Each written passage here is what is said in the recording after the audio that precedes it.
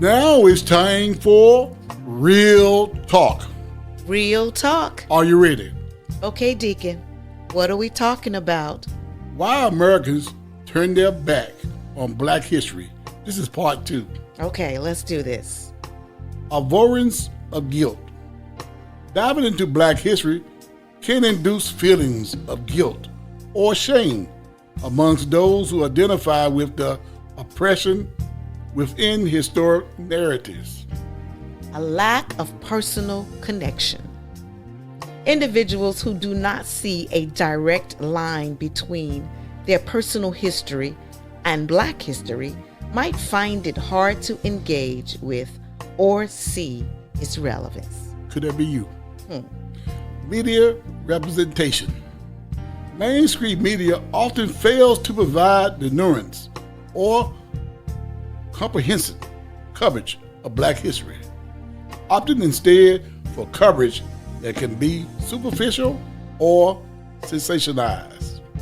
Historical amnesia. I like that topic. There's a tendency in society to forget or gloss over uncomfortable parts of history, a phenomenon sometimes referred to as historical amnesia. How about simplification of history? Black history is sometimes reduced to a few key figures or events like Martin Luther King Jr.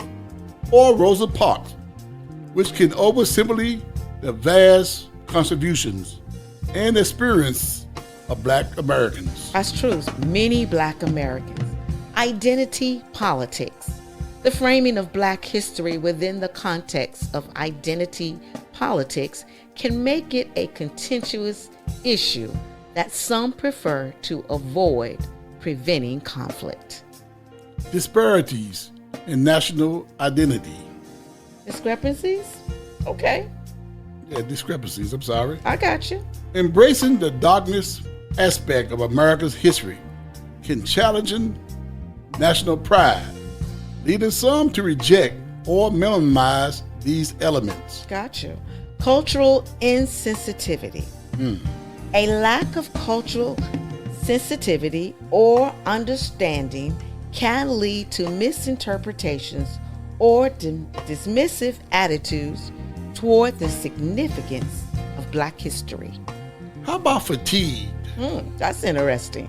Lastly, some individuals experience a type of disclosure fatigue, feeling overwhelmed by the constant, often continuous dialogue surrounding race relations in America. They don't want to hear it no more. Wow. They're tired of hearing it. Got tired of arguing. Right. When will we get to the place in America where we can have mature conversations, understanding that you might think a little different than I think, but we can still have this mature conversation without it being contentious and without it being so overwhelming till we don't even want to talk about it. And you're going to talk. You're going to hear it, whether you want to talk about it or whether you want to listen or not.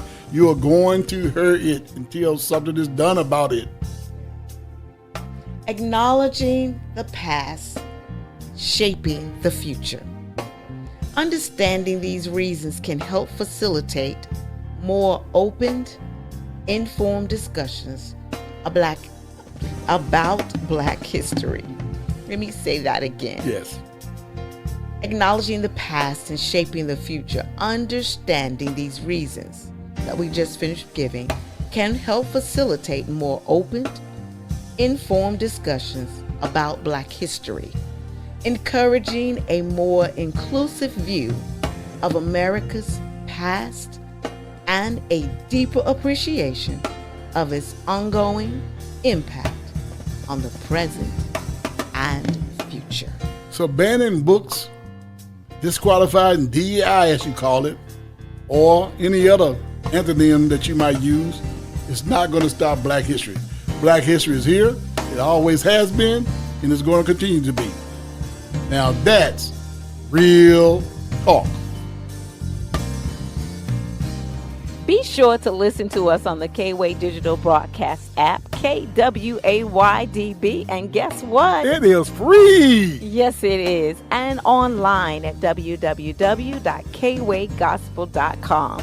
And we're also on Spotify, Apple Podcasts, and Podbean Podcasts. So please don't miss your blessings. We'll look forward to you listening to Real Talk.